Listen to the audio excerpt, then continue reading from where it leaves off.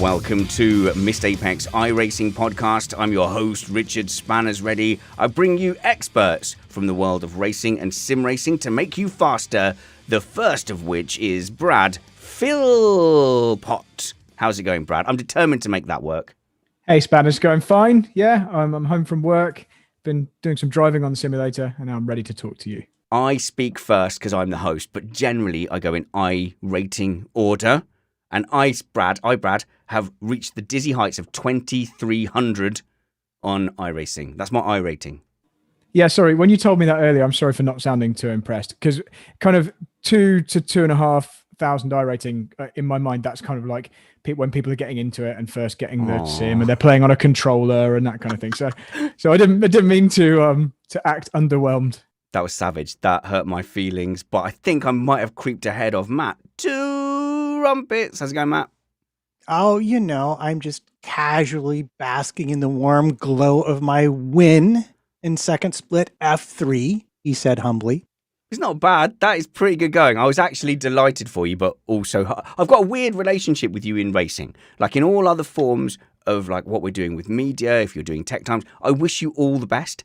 And in iRacing, I want to wish you all the best, but it does get under my skin if you're ahead, if you're genuinely faster at a track or you have any success. I've got a kind of like a brotherly feeling of like, oh, damn it. It can get a bit competitive between us, can it? I liked it. But you got a win in second split in F3. Tell us about it. Regale us with a tale. Well, I qualified on pole. Did I mention that? Well, I've mentioned it now, haven't I? I qualified on pole. The guy in second, I think, used a double clutch start, so he got ahead of me. And I was running the negative rake setup. So so he got 3-4 seconds up the road from me. Third place was kind of creeping on me, but I was able to sort of maintain a buffer. There were some back markers to clear. And then round about the 10th lap, he spun, I think, going through the red affiliate, the first chicane, and I passed him. And now he was like about a second behind me. And then the next 3 or 4 laps, it was between about 1.6 and 0.6. It was like a real battle with me in front and him catching. And then I think on lap 13 or 14, he lost it in entering Ascari, and suddenly it was 5 seconds. And then he managed to lose it one more time, and then it was like 10 seconds. And with 3 laps, now I was on Discord, and I think there was only one other person racing. It was a 10-15 race. The only one other person from the Swarm racing. And I waited until I was about to enter Parabolica before I even mentioned that I might win the race. Yeah, you don't want to jinx it. You're not like that guy off of Who Wants to Be a Millionaire, where he uses his phone a friend to tell his dad, Dad, I've won the million. But Brad, that situation where, the guy is under pressure and he spins off, I was tempted to go, oh, so it was an attrition win and try and take away some of his glory. But it's amazing how much pressure you can put on someone in the relative box and with lap times. Yeah, definitely. I'm fully behind that. And that's also why whenever I'm doing a sprint race, just a normal official race, if I do happen to be in the lead, I'm still trying to press home that advantage because I want to make the person in second place have to try hard. I want them to take themselves out of the picture by trying to keep up with me, or conversely, break their spirit and make them give up. One of the two. Yeah, it's amazing how often you can lose hope in the relative box if you're following and someone is like, I think I'm staying with you, and then they break half a second, and then another couple of tenths, and then it's 2 and it's 3, and suddenly you don't feel like you're in touch with them anymore. And I think that battle of the relative box, some of my best iRaces have been just looking at that relative box, trying to say, right, I need to stay 2 seconds ahead, because once you're under a second, I think there's something psychological that says, I'm going to get you. I'm here now. Something psychological and also a genuine slipstream effect. So there's that as well. Right, there's that too.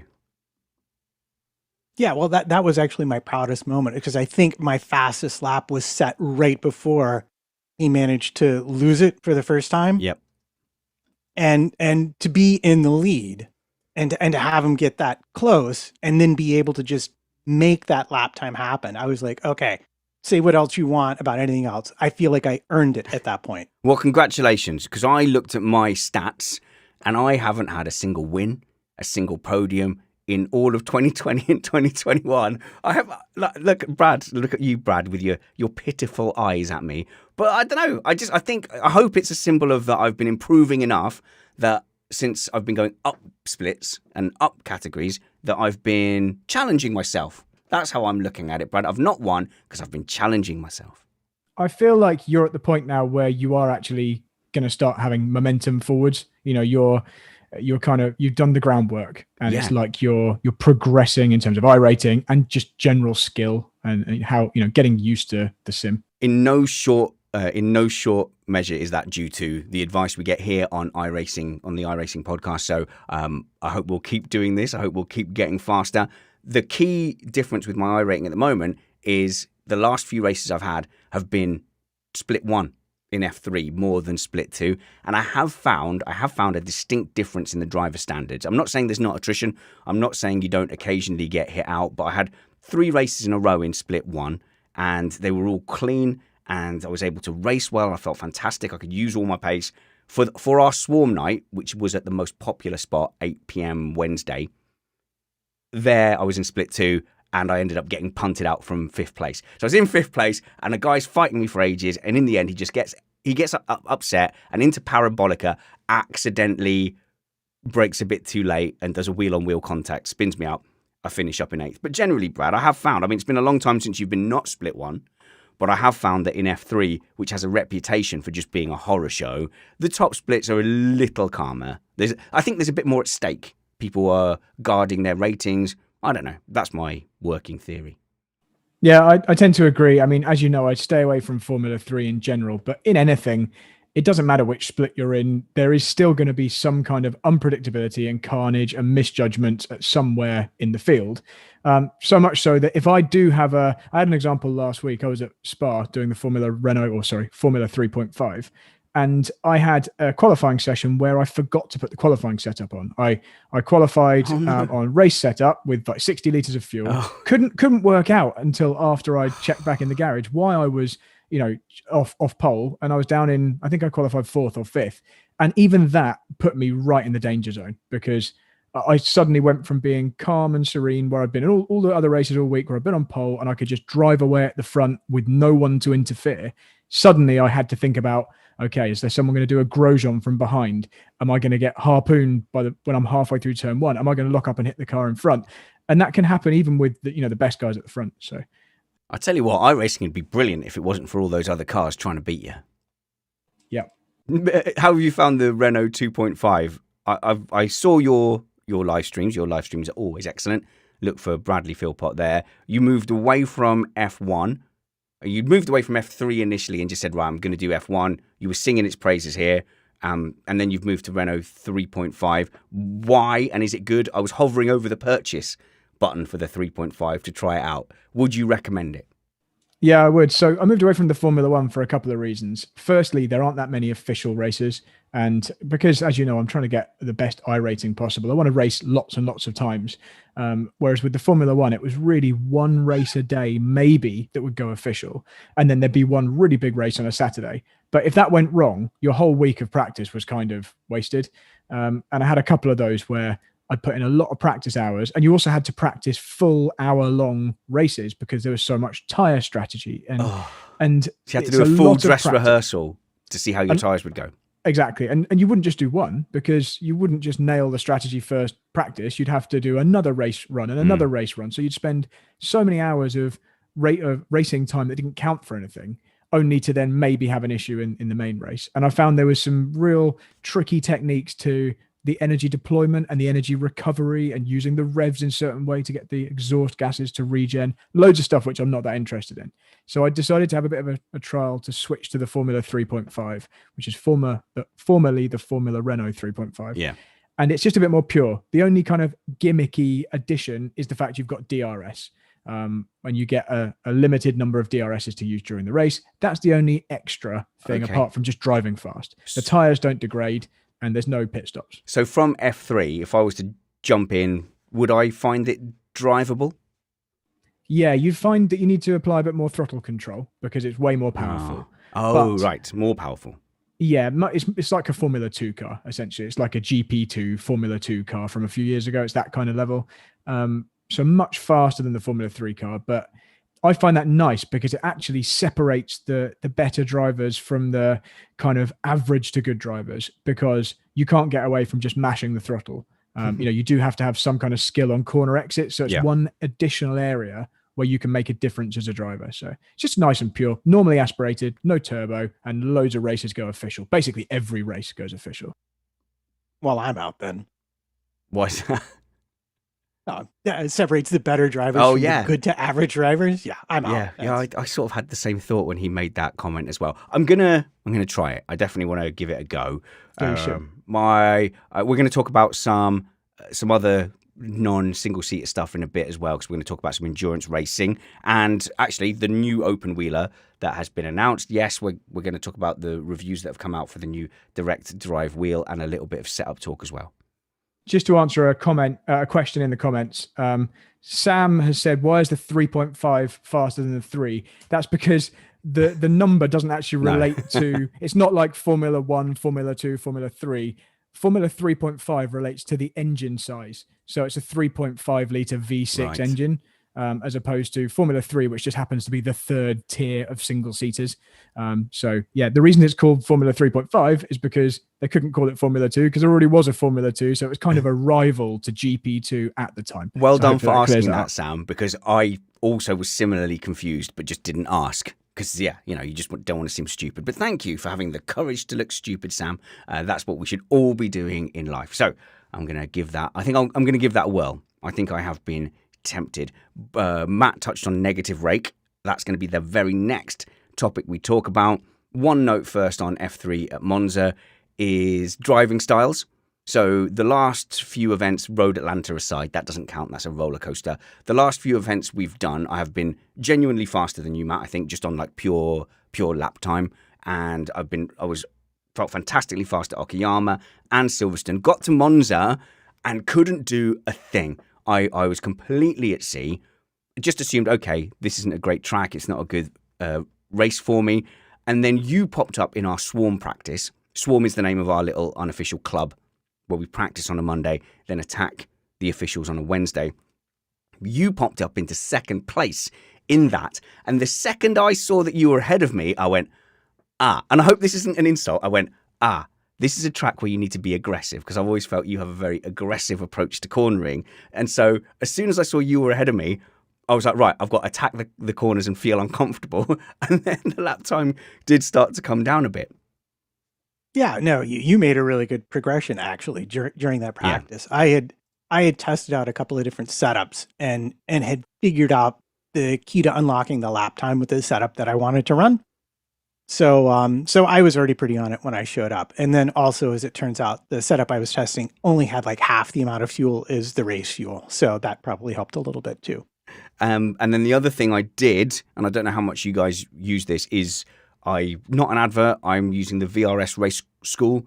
I have enjoyed the data so much that don't tell my wife, I am subscribed, so $4.95 a month to use their unlimited data analysis.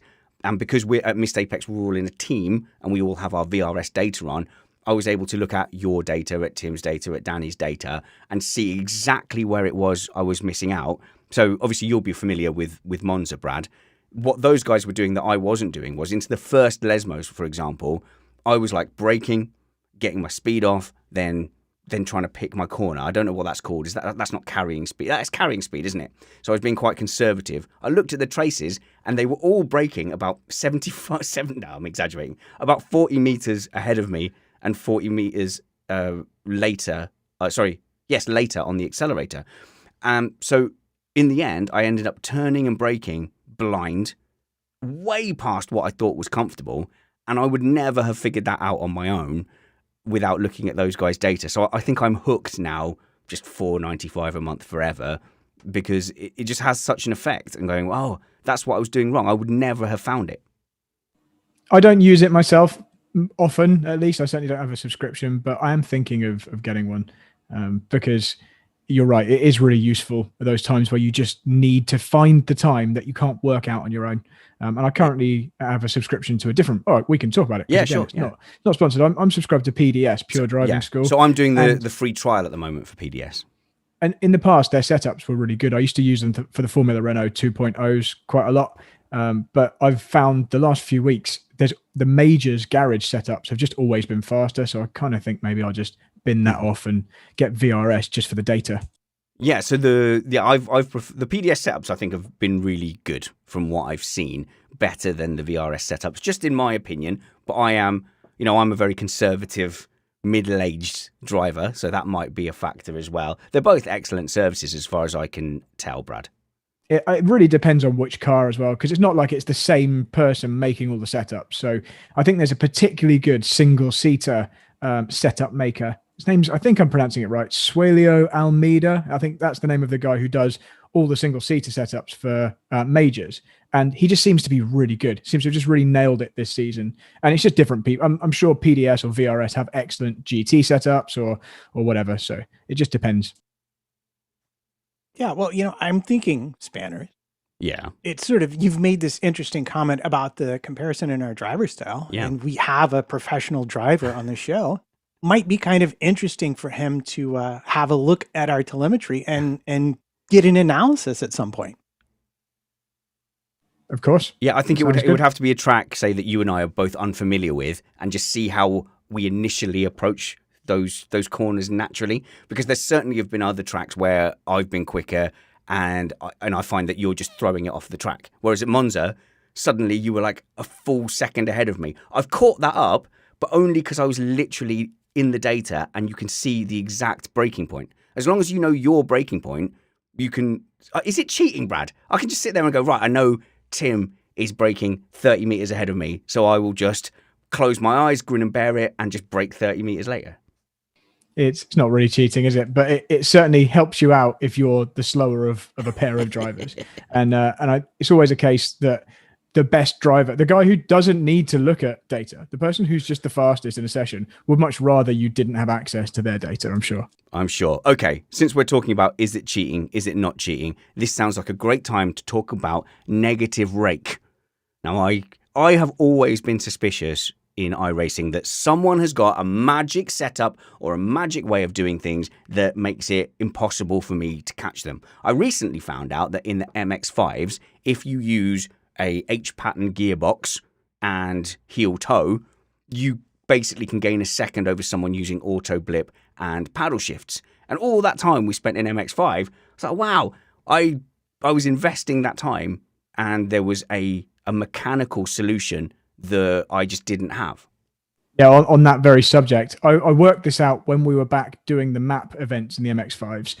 Not heel and toe, I found that having everything on full manual and just completely binning off the pedals, using a clutch button on my steering wheel, I was able to make the gear changes very quick because I didn't need to press a clutch down and come off. I could just click a button very quickly whilst pulling the paddle and have basically minimal delay between gear shifts, and it did make around about a second a lap. So I also hate the idea that there's this magical thing that you haven't found out yet. But the community, and of course, I'm sure iRacing would officially like to tell you, no, it's just, it's more about preference, it's more about style.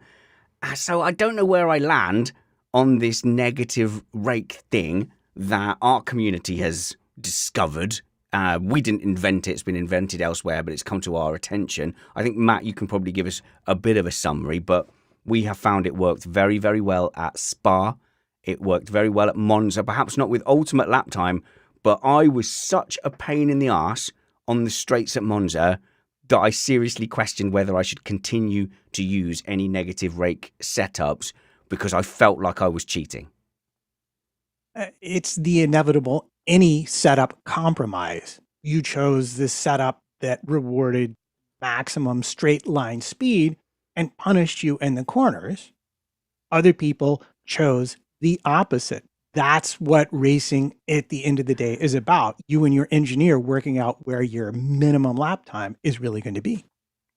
So I think the point here is that there isn't, the reason Spanners thinks this is bordering on cheating is that there isn't a compromise with this particular setup. you're having the benefit of massive straight line speed whilst also still having really good cornering speed. Like that's what this negative rake weird setup is supposed to do. It's And I've had slightly some less experience. cornering speed. It's a little bit harder, but not as harder as it should be.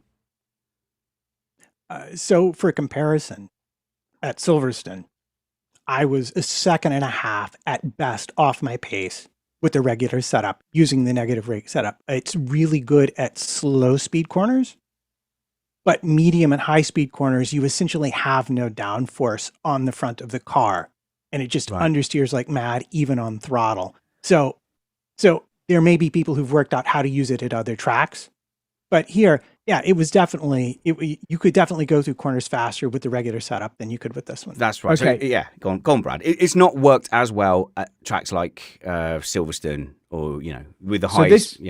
This is a bit different then to what I thought, because the traditional, the negative rake setup that everybody was getting up in arms about wasn't quite like that. It wasn't where you had this trade-off. Right. Like, it sounds like this is just a perfectly legitimate setup trade-off where it's quick in the straights and it's not quite as good in the corners, and other people could have a different trade-off. Okay, so what is the thing you have heard about? Because it might just be a variation of it.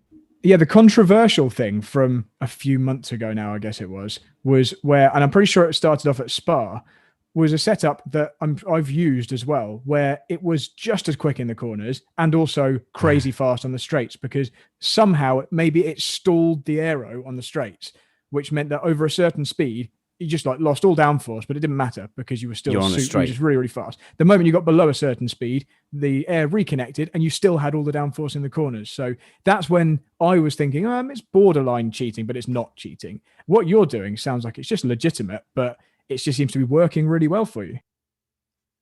Matt?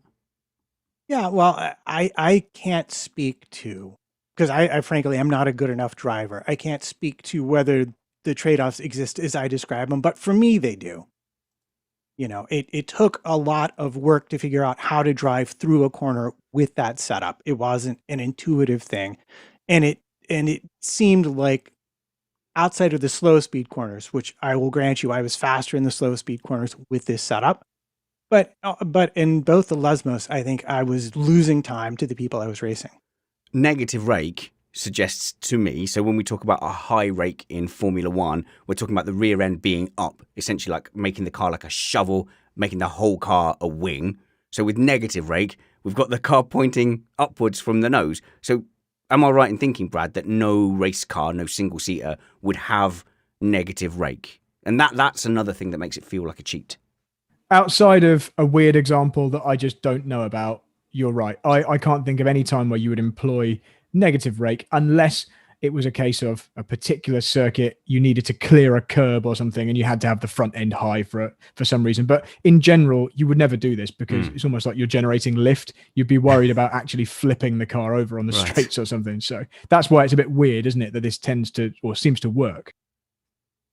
Yeah, I think it's very much a physics thing in the physics engine of iRacing, because you can look and see, for example, like I clicked one off the rear wing and you can see it's got a negative drag coefficient. And so I think on the straights, that's operating perhaps like an accelerator in their equations. I don't know. I haven't seen the maths behind it, but it's just sort of a guess. And it's also set up, the ARBs, everything's as soft as possible. It's also set up for utter maximum mechanical grip. But if you need downforce for the corner to work properly, then unless it's a point and squirt corner where I can be slow and get on throttle well before I get on the apex, so I have a long acceleration zone afterwards, you're going to lose to anyone with a normal setup there.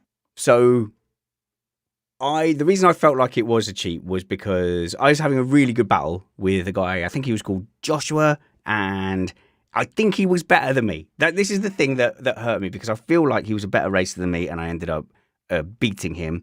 And yes, I did have to live with a little bit more in the corners. But say like out of Parabolica, he's got a much better run. He's in the toe. He pulls out. The second he pulls out, I start pulling away again. And then I'm able to get him into turn one. And then I felt a bit guilty on the chat afterwards. He went, Richard, that's a good battle, that. You were very fast on the straight. And you could just, there was a bit of like, he's like, you could tell he was thinking, what's happening? And I would say, without a mistake, I was unpassable at any of the races I've done at Monza. So to me, slightly breaks the quote unquote game. If you are part of our VRS team, if you do Missed Apex Swarms, look me up, Richard Reddy, on the team, and you can just download that setup and see what you think. If you're listening to this and you'd like to try it out, email me spanners@missedapex.net and I will send you that setup. Well, and this brings up sort of the interesting new fixed spec series, F3, that we're going to be getting Yes. on the off hours, because the argument has always been, and especially if you're talking about Formula One, oh, it's the car, it's the setup. Yeah, if you have a setup tailored to you that is spot on at a track you love, you are going to be hard to pass unless you make a mistake. And the more money you have, the more time you can spend, the more engineering know-how you have, the bigger the advantage you possess. So it's an age-old argument, I think, in all motorsports, right, Brett? I don't think you've got anything to worry about here in terms of feeling guilty for that. This Okay. this is no different to just running a setup with less rear wing. You're going to be quicker on the straights and slower through the corners, and it happened to work. It was the best compromise for you Yeah. at Monza. And all you're doing is working within the parameters set out by iRacing, in the same way that, you know, if you get netcode, that's a thing that doesn't happen in real life, but you've got to give enough space so that doesn't happen. And sometimes if you crash in a certain way, the car bounces, and in real life the suspension would have broken, but you get lucky and it doesn't break. You're just working within the confines of the physics of the sim. So I don't think you've got anything to worry about. Brad, I like you. I respect you. I would consider you a friend. I would trust you coaching my son. But when it comes to the moral compass of what is cheating and what isn't cheating, we have all I'm saying is I wouldn't employ you to be my Jiminy Cricket when it comes to right and wrong. But I think we've got the full spectrum of how we feel on that. And I'm happy that we're having a conversation about that kind of setup as well. It will be interesting to see which F3 aliens struggle on the F3 fixed, which I believe is coming in next season. So let's move away from the single-seaters, guys, and go to endurance. Brad, talk to me about the Not Le Mans 24-hour. Yeah, so if you haven't heard about this, the ACO, the Automobile Club Ouest, the French organization which is in charge of Le Mans and Le Mans series racing, have got an exclusive arrangement with, I believe, R Factor 2 to run the official Le Mans 24-hour sim race. And they have explicitly stated, and obviously told this directly to people like iRacing, that nobody is allowed to run an event kind of posing as the Le Mans 24 hours, except for them, except for their particular one, which I think is a load of rubbish in my opinion, because that's the reason that you license the Le Mans track to a simulator. That's the reason why iRacing has Le Mans, is to run the Le Mans 24 hours. We don't go and do other races there. You can, no one cares. It's to do the 24 hours. But iRacing is not allowed this year or going forward to run the official Le Mans 24 hours. It's a strange one because, as Joe Saywood often says on Missed Apex, you know, the winner, traditionally, the winner of the Le Mans 24 hours would have to go out and do their own promo. You know, it's not like Formula One where everyone knows who won the Monaco Grand Prix. So on the surface, it feels like they would be shooting themselves in the foot a little bit to not let the massive iRacing community go and do a Le Mans 24 hour. So you've got to think that R Factor just got in there with like a correct deal. And then now I'm guessing completely, but to stick to the terms of that deal, they've then got to go and put the warnings onto iRacing and other services to say, no, you can't do it because we've only licensed it to R Factor. But you feel like they would benefit from having iRacing running official Le Mans 24 hours. Yeah, and I think it's crazy that they've been banned from doing it. And I've heard that they can't even get away with calling it the iRacing 24 Hours of France or anything like that, despite having a license to, for the users to use this track and car combination. You know, we've got all the GTEs and the LMP1s and the LMP2s. So as an alternative to that, various non-official leagues are going to be running their own 24 hours because they can't really get in trouble in the same way. And the most prominent of these, as far as I can tell, is Majors. They're calling it the Majors 24 hours. Majors is obviously a setup shop website as well as a racing league. Okay. So like PDS and VRS. Exactly. That kind of thing. I didn't know that. So they've got like a broad spectrum of sim racing offerings, and they're running a really professional Le Mans 24-hour substitute called the Majors 24 Hours. And it's so close to being an official one Sure. that all the top teams, Williams Esports, all those kind of guys, they're all entered as if they were entering the official one. But what it means is right. they can actually run it slightly better than if it was an official iRacing race.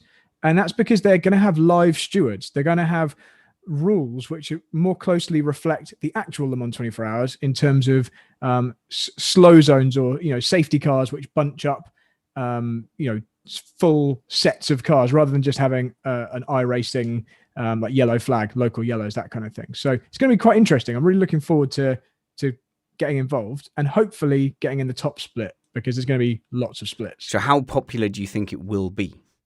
Well, they're running an entry list on the website right now. The race is in a week and a bit's time. Right. And as of counting yesterday, I think I saw 154 teams just in the GTE class.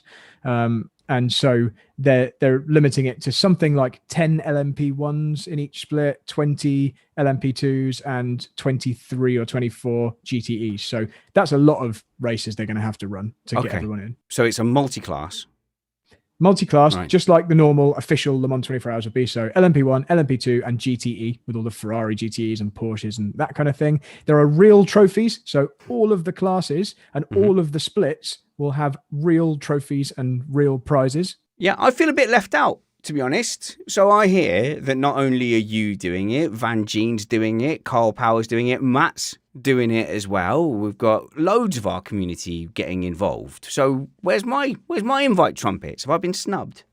You just needed to sign up in the endurance channel. Oh, right. Okay, fair enough. We are, I will say, we are making a massive effort to get me on track to do some endurance racing. So I do want to. I want to get involved. The Spa 24 Hour, which is an official race for iRacing. It's one of the big ticket special events, is on July the 23rd. And we are focusing some energy into getting teams involved in that in a kind of official Missed Apex capacity. We ran LMP style cars for our fun race for round 4. We drove the Rileys, Matt. How did you find that? We drove Rileys and Cadillacs. I was commentating though.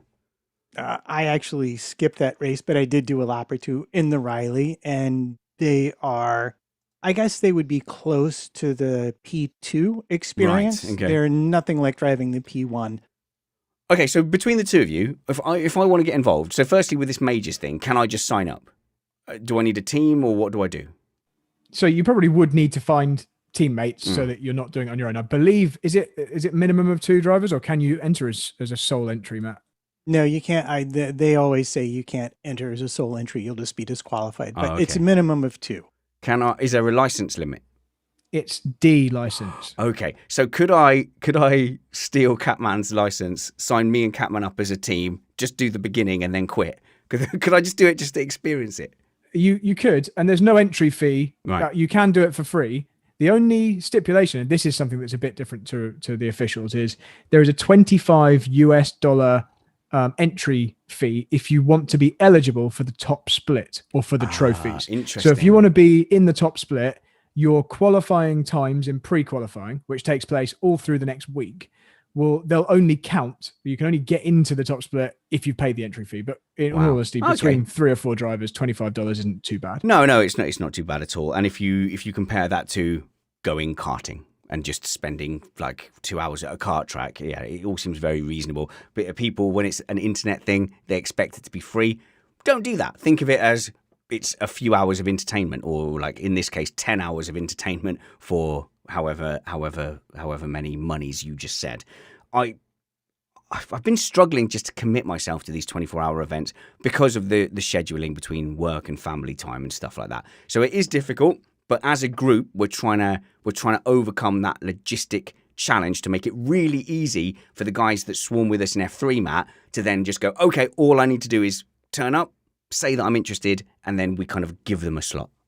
I think we have a Discord channel that talks about endurance racing. I know we have a Slack channel that's iRacing Endurance. If you're interested, just go there and say, I want to play. What do I do?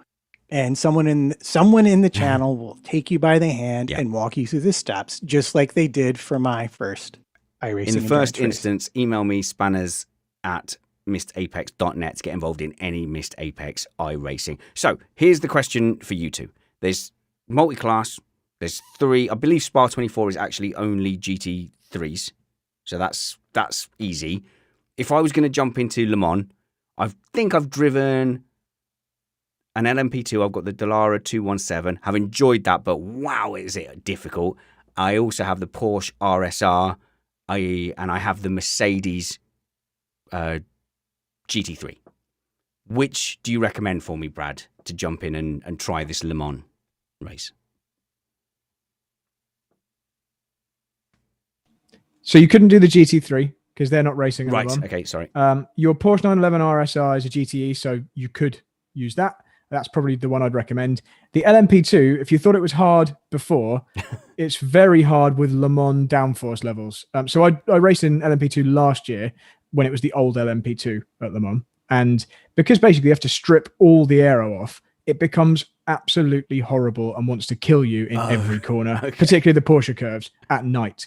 It just wants to put you in the barriers. And all the classes are a bit like that because all the classes you're stripping all the aero off. But at least a GT car doesn't change as much between low and high downforce spec. So I would go for that. That's the class I'm in for that exact same reason, because I didn't want to be terrified for 24 hours that I was just going to spit it off the road. So go for your Porsche. That would be my recommendation. I have to say, when we were lining up to do the Daytona 24-hour, I was doing the practice laps in that Porsche, and it's a lovely car to drive. Once you get over the fact that it doesn't brake at all, you've just got to brake like a year in advance. It feels like a lovely sports car. Yeah, and that's the thing I'm trying to get over at the moment. Coming from the Formula Renault 3.5s, where it's not far off an F1 car in terms of performance. Jumping in a GT car where you're doing 200 miles an hour down the straight, and then you've got no aero and you've got very tight corners at the end at Le Mans, it's really hard to judge the entry speeds, and I've had a lot of crashes. And we'll take a question from the live chat room. We are trying to do these live, so just subscribe to us at Missed Apex Motorsport. That's where to find all our iRacing broadcasts and some of my videos that I've been making, where I've been doing a sort of Whose Fault Is It style video series, and you can catch these podcasts live. We're trying to do the video versions more often. Sam asked a question on endurance racing. How do you ensure that you're not a menace on track? I want to participate in a team, but I don't want to be the guy that screws it up for everyone. So there's 2 questions here. How do you not screw it up for your own team? And secondly, how are you not a menace with the multi-class whizzing past or having to overtake people? Matt? Well, there's a couple of simple answers to that. As far as not being a menace to your team, what you need to understand is everyone you're racing with will have already put it into a wall, spun it off the track, crashed the car, and cost everyone 45 minutes of repairs in some huge race that you were in. So everybody you're racing with has already been that person, and they will be, if they are good teammates. Wait, everyone? Brad, have you been that person? Oh, I've been that person in real life and on the sim. Actually, I haven't crashed an endurance car in real life, but I've certainly had that worry of letting everyone down and that being an overwhelming kind of voice in your ear, like, don't screw this up for the rest of the team. But yeah, in the sim, yes, I've been that person. And as far as for other people, well, the rules are pretty straightforward. If you're a slower class car and it's a faster class car, you drive your racing line and they have to navigate around you. If you're racing someone your own speed, it's normal racing rules. The big thing to do really is watch your mirror and have a good spotter. As someone who tends to be more of the person doing the lapping and having to pass the slower class cars, my bit of advice would be don't do anything different really to what you normally do, other than maybe just don't brake as late as you possibly can when there's a car next to you. Just the only thing you need to do differently is just lift off slightly earlier if you do happen to be alongside a faster car coming up to a braking zone. All the lines and that kind of thing, just do it normally, because the faster cars behind you want you to be predictable. They're going to make their way around you. They want to just be able to predict what you're going to do without you doing a swerve to let them through when they weren't expecting that, and then they'll crash behind you. Oh man, being predictable has been one of my biggest gains recently. So in the Missed Apex series, Matt, I think we talked about it a couple of weeks ago. I I was so scared of ruining the race for other people or people that I had invited to turn up that I ended up being a menace on track because I was like trying to let people by. I was doing things that a normal racer wouldn't do. At Silverstone, I was medium aggressive. I just treated it like any other race, and I found my interactions with everyone was much better. And I think that same lesson could apply to endurance racing, where there's a temptation to be overly compliant, and actually all you're doing is making yourself very hard to navigate around. Yeah, it's a little bit different because if you were the slower car, you want to lose as little time as possible. And obviously, if you're the faster car, it's the same thing. So you're working towards a common goal. But as you were in the lead in a slower car, you're also making judgment calls about where it's best for your race for this person to get by you. So you can, if you know the person behind you, you can slow down a little bit extra and a little bit early, and they will see that and they will take the inside and beat you into the corner. Then you can follow them through and benefit from their draft on the other side. But as Brad says, you do have to be careful about that because if they're not expecting it, they will just pile drive right into you. Now, I know it's kind of map iRacing podcast blasphemy almost to talk about a real life race as a tangent. But if you want to see this kind of played out in reality lots of times, it's the Nürburgring 24 hours this weekend. And it's broadcast to most regions for free with English commentary, with extremely good coverage on YouTube. Okay. And you will see loads of onboards. In fact, once we've finished this very podcast, I'm going to go watch the top 30 qualifying. But even in the pre-qualifying I watched yesterday, so many times GT3 cars are approaching a slower class, and both cars are on a flying lap. Just one of them is on a 30-second a lap slower flying lap. And it's watching this kind of mental process between the faster class car, who just needs to get through at all costs right now, and the slower class car, who is also doing their own session, and both of them trying not to have an accident whilst losing the minimum time. That would be a great demonstration of everything Matt just mentioned. All right. Well, no, I think that brings us nearly to the end of endurance racing, Matt. Yeah, I was just going to say, and you experience it. There are places on that track in particular where when I did my last race there, I was like, please don't let that person catch me here, or please don't let me catch this person there, because it's just a nightmare when you get into the really twisty bits sometimes to deal with the slower car safely. Excellent. Yep. Okay, good. Right. So Missed Apex podcast, or Missed Apex as an organization, apart from having a terrible name that we're stuck with now, which is Missed Apex, which is a very negative thing. I regret that every time I try and organize an event. Missed Apex is trying very hard to get into endurance racing, and I'm looking forward to the community getting behind it with a bunch of teams. But I need to do something. I need to find something to do before the Spa 24 hours, so I'm not a complete rookie by the time we get there. And if I can fudge away, maybe I can find a We Don't Care Le Mans team to race with me this weekend. Like, is there a team of people who don't care about the result in any way, shape, or form, as long as they get to be a part of it and not wreck it for other people? That might be an idea, Matt. Am I onto something? I think you will find most endurance teams adopt that attitude, because once you've done a few, what you realize is the key to success is rarely ultimate lap time. I don't want success. I just want to have a go. The ultimate key is simply not crashing your car. Okay. All right, good. Well, to end with, we've gone sort of 45 minutes here. To end with, I just want to have a quick word about setups.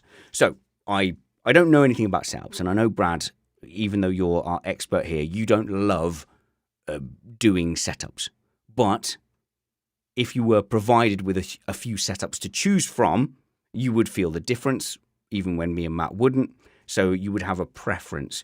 And I've always thought that iRacing is missing a trick by not having fixed setups, but like multiple fixed setups. So have a series where we will provide you with 3 setups. One, which is a bit leery and the back end gets loose, but maybe it's the fastest lap time. A neutral one, and a corporate setup for people like me that don't want any oversteer and just want to be able to drive the car and push it without it spinning off into oblivion. So what I'm talking about here is the preference for setups. We've got a lad called Luca. Hello, Luca, who does setups in our swarm. that are undrivable to everyone but him. But he is a teenager. He doesn't mind getting leery. He doesn't mind getting wild. His setups tend to be very fast, but take, say, 4 or 5 laps in the Formula 3 to warm up and get up to speed. Whereas, say, something like PDS, by lap 3, you're pretty much, you're on the pace. Do you have a preference between that kind of thing? Like when you have to choose between an ultimately fast 1-lap setup in a race or something that is instantly drivable? My preference is pretty simple. It's whichever is fastest for the situation. So I don't care if it's harder to drive or more neutral or whatever. I just want it to be, if my preference is purely, if this is the fastest setup, that's the one I want. And fastest over what? Over the race? It depends. If it's for qualifying, I want the fastest qualifying setup. If it's the race, I want the fastest. Good point. We're talking about setup. Race setups at the moment. So you would look at your whole race time and go, right, whichever one does do you actually monitor the race time when you're practicing? Do you go, right, what is my 10-lap pace? Kind of, yeah. I mean, it becomes reasonably obvious. The only caveat to that would be if it's a setup where maybe at Monza, for example, to go back to your example from earlier, there might be a setup which, if you're driving on your own, is actually the quickest race distance setup. If I could just do a time trial for 20 laps, this would be the fastest setup. However, I'll be a sitting duck on every straight and I actually won't be able to do that because I'll always be behind someone who's overtaken me on a straight. So in that instance, there might be a compromise you need to make. But for most scenarios, the fastest setup over a race distance, if we're not talking about a weird track like Monza, is the one I would want. Matt, I thought I was just talking about Luca, not to him. He is actually in the live chat. Yeah, he said there's not a problem with the setups. It's mostly the drivers trying to use them. No, that's fair. It is a user problem. The problem with those setups is I can't drive them. Well, it's interesting Brad brings that up because usually what I will use, VRS has a very nice feature where it will give you average lap time for a stint. So even if you don't run a full race stint, you can go run 5 laps, you can run 10 laps and see what your average is. The problem with that, though, is it obviously doesn't take into account when you just stuffed it a bit. Well, you take that into account by, running clean laps. But I had that problem at Road Atlanta. I actually qualified super well for my race, but with the setup that I knew was going to just get me slaughtered on the long back straight because it had so much downforce. And later when I went around and played with it, I found another half second by shedding a little bit extra of that. Yeah, okay. Well, I guess, Brad, you're not limited, like I am, by those early laps where it is dangerous for me. If there's low grip and cold tyres, my race will be significantly impacted by not being able to get up to speed quickly. Like if I've got a setup that gets up to speed very quickly, I can at least attack in those first few laps. And to someone like me, I'll get stuck in a pack, whereas you won't. So I guess for less good drivers, the early laps are maybe more important for drivability. So I heard you talking about this on a previous podcast where you said you are a fair weather driver. Yeah. In order for you to be fast, at the moment, at your current skill level as of today, you need the car to be not trying to kill you all the time and be predictable and just do the thing you tell it to. You need to not be relying on innate car control. I say innate, obviously not innate. Learned car control that you need to do instinctively without thinking about it. No, I'm very mechanical. So I'm monkey see, monkey do right now.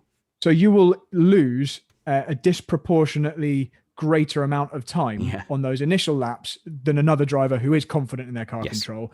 When the car is on edge, you will have to rein it in that much more to not risk being on that limit where it might just snap and spit you off. So that's really, in my opinion, the next stage in your driving development is us getting you to a point where you can just confidently drive. And when the car tries to slide, however it is, whether it's understeer or oversteer, you are just mopping it up without worrying, without just driving on the limit. If that limit happens to be low because the tires are cold, no problem, but you're at the limit rather than at the moment, which is probably where you're having to drive around under the limit until the temperature comes up. So I think this is where Matt is better than me. I do think Matt is an instinctively better driver. I am trying to learn what to do in every situation. So I'm happy to memorize, on lap 2, when the tires are colder, I need to brake at this different point. I'm happy to do that. I'm also happy when I've overheated the fronts, so I know my reaction to suddenly not having that turn in. I can adjust the brake bias to give myself a bit more front grip, or I can bring my braking point back. And it's sort of embarrassing, really, because, I am definitely just learning all those situations and increasing my playbook. Whereas, irritatingly, I feel like Matt can feel that and has a bit more of an instinct. I don't know, but sure. Yeah, I'll go with that. Sounds good. I've got a better memory because you're old as hell, and I can just still remember stuff because I'm only 40. Fair enough. I have, although I love the technical details, certainly as a player across sports and music, and I think as a Jazz. driver, You're too. jazz, man. That's all improv. Yeah. It's all feel. Well, no, I was classically trained, but to me, it's the feel of the car is everything. So if I feel it and I feel confident in it, then I don't have a problem if the rear gets loose. If I get on the throttle early, I can feel like I can deal with it. But I will also always in a race try and be logical about picking where those laps that I try and get close to that limit are, because I know that if you spin off at all, you lose a multitude of places. So it's a bit of a battle, I suppose. So I feel like, Brad, the thing we're talking about that I don't have, because I'm happy, even in karting, I just do test and adjust. So, braking at that point didn't work for me, go back later until I find what I'm comfortable with.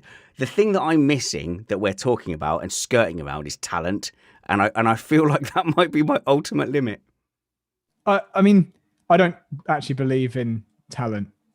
So I think it's all just applying skills that you can learn, and it's harder for some people to learn those skills, but ultimately I don't think anybody's born knowing exactly how to apply opposite lock in a given situation. You know, it's a thing that you develop and you pick up, and like any skill, the more you do a thing and the more you challenge yourself to be on the limit of that thing, the more subconscious that skill becomes, and that's where you need to be. You need to not ever be I don't enter the first corner at Spa in a Formula 3.5, get on the throttle on the exit and think, I best be really gentle because if it snaps I'm going to spin. I just drive it. When it gets sideways I catch it and carry on, and there's never a question that I'm going to be able to catch it.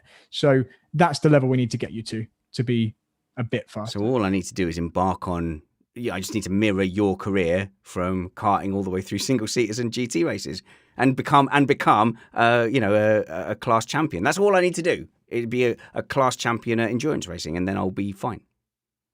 Well, you don't have to get as good as me. So we just need to get you better than you currently are, and then you're going to be quicker. Right. So just to jump in with a little music lesson here. I had a teacher one time, and I think this goes to what you're talking about, Spanners, just because of the way you described it. That's why I bring it up. Who said that keep a record of what you practice. You know, like I assign you 10 things, keep a record of what you practice. And whatever it is you practice least, that's what you actually need to be doing, because as humans, we tend to avoid situations that make us uncomfortable, oftentimes without realizing it. So you have developed a whole style that keeps you away from the one thing you actually need to master to go from the 2000s to the 3 or the 4000s. And that's true for me too. I think it's kind of true for everybody if you think about it, but I just wanted to mention it because it seems so apropos here. It's fascinating. I love the argument we've had as a Missed Apex series as to how much notice we should give for the track that we're doing for the next round. So we have been experimenting very, very heavily between only telling people before the first practice session and then telling people weeks in advance. And different people benefit. Make a huge amount of difference to me. Mark Greenhow just commented in the chat, says it's all muscle memory for me. Takes ages for me to get there. And he seems like one of our iRacing participants that benefits from having the time to work hard at it. And when it's last minute, I don't think he's been particularly happy. I think I've been happy when you get a lot of notice if it's a track I love and I'm willing to practice. You could give me a month's practice at Monza and I would never be fast. But what do you think of that, Brad? What would you prefer? Oh, well, I know what you're going to say. You're going to say as little as notice as possible, I'll bet. It really depends. I hate saying that. It depends. It depends. I like to get really tuned in to a circuit, so having lots of notice is good. I suppose it depends on the opposition as well. Yeah, I do also consider myself good at picking something up quickly. So as long as everybody is dropped in, my ideal situation would be fixed setups, so I don't have to worry about someone else has a better car than me. fixed setups, and a track that none of us have driven. So just drop us all into a brand new circuit that didn't exist until the race. That would be my ideal, because I really like learning it quickly, getting up to speed as fast as possible. That's the area I feel I'd have an advantage. Whereas there's always going to be someone who's better than me at a track that already exists. So, okay, so respond to this idea from Sam, who says, give the guys at the back a head start on knowing what the track is. Do you think that would work, Brad? I mean, again, it depends what your aim is. If your aim is to see the best people do the best job, then that probably isn't the... No. If you're looking for entertainment for viewers, then great. So at Missed Apex, on our events, I would like to see as level a playing field as possible. I want to see the people at the back have the opportunity to go forward whilst not limiting the skill showings of the people up front. Yeah, so I mean that could work, but I don't know how you'd police it. So this is part of the reason why I obviously am not a regular competitor in the Missed Apex events, because I want my qualifying pace to be rewarded with good grid starts, and I don't ever want to be reverse into the middle of the pack. Yeah. So I try and stay away from that if possible. But I can see why that would work for the map series. Excellent. Guys, thank you so much for joining us on Missed Apex podcast. And thank you as well to our live chat room. We have been working hard to make this more of a video and a live stream event. We would love this to be appointment viewing like Missed Apex podcast is in the F1 side of stuff. But Matt, iRacing, believe it or not, has not yet commanded the same authority within my family schedule as F1, the F1 podcast. So when we had a beach day yesterday, I couldn't have said, but no, it's the iRacing podcast. Instead, it got delayed to Friday. Yeah, I can sort of see that. Beach day is pretty important. Yeah. It did override our desire to record. So we will work harder on finding a regular spot so you can predictably join us for the live recording and know when it's going to be available on your podcatcher of choice. If you could help us by sharing this podcast, we'll put a link in the show notes below. Share it on the sim racing and the iRacing forums that you frequent so that we can grow and build our community of racers as well. Join us for the swarm of F3 that we're doing at the moment. I think we're going to do that next season. I'm 90% sure we're going to do that next season unless the schedule is just awful. It was a bad schedule this year. If it gets worse, we might think about finding a different series. But for now, we're doing F3. We are looking to swarm some endurance racing as well. So spanners at missedapex.net to get involved with that. And I'll hook you up with our race control to get you involved. Follow Brad on YouTube. Brad Philpott. Yes, and I'm very close to 3.4k subscribers, so be that person that helps tip me over the edge. I'll do what you do when I talk about my iRating. Say, oh, that's cute, Brad. 3.5 thousand subscribers. It's nice. Good. Keep trying. Keep trucking, Brad.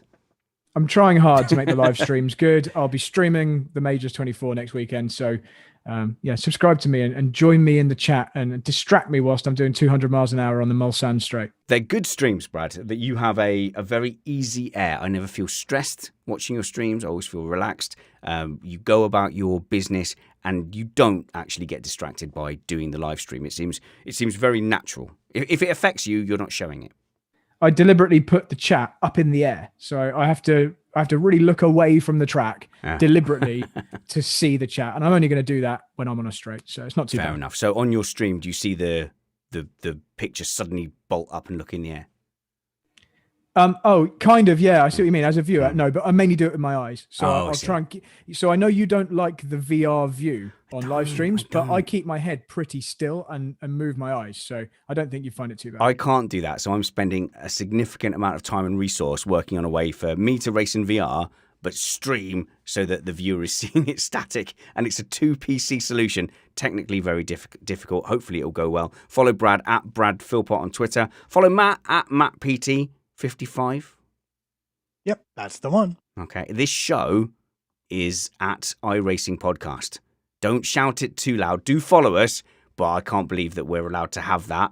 It feels like someone's going to steal it from us at some point. But for now, at iRacing Podcast, please subscribe to the channel Missed Apex Motorsport and catch all the little snippets and Whose Fault videos that we're doing. Until we see you next, work hard, be kind, and have fun. This was Missed Apex iRacing Podcast.